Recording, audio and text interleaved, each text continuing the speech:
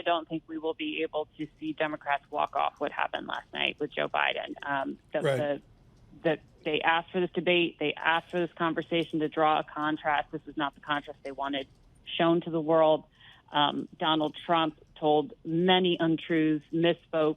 We've become used to some of his misstatements or falsehoods, even claiming that Charlottesville never happened. But Joe Biden didn't fact check him last night. And that was not what Democrats needed him to do, and got lost in his own thoughts. So we will be talking about the path forward. What could that Democratic convention look like? Who will come out from the Biden inner circle and acknowledge that there was a problem? Well, okay. I'll get to the convention. I just want to point out Charlottesville's of a personal interest to Margaret Brennan of UVA. But Margaret, you're Nancy Cordes and others. What is your reporting? Forget about the convention in August in Chicago. Right. I always will think of Dan Rather forever of 1968.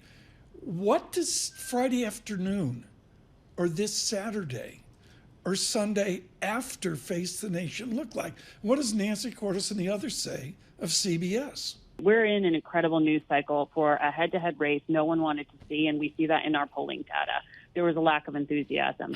Did Joe Biden drive up enthusiasm among young voters and Democrats last night? Didn't appear to. And so, you know, the Biden inner circle is very, very tight. We haven't yet seen any cracks in it. Anyone who would come forward and say to the president, you can't run. In fact, they're just arguing that 90 minutes isn't what you should judge him on, but rather 3.5 years. And we do have a record for Donald Trump, who was trying to recast the 4 years of his presidency, including shutting down the economy due to COVID. You mentioned how Team Biden is very insular. Does the president have someone from outside the team that he may be willing to trust, he may be willing to listen to, with whom he could have a frank and candid conversation with? For the Joe Biden that I have covered, that comes down to family.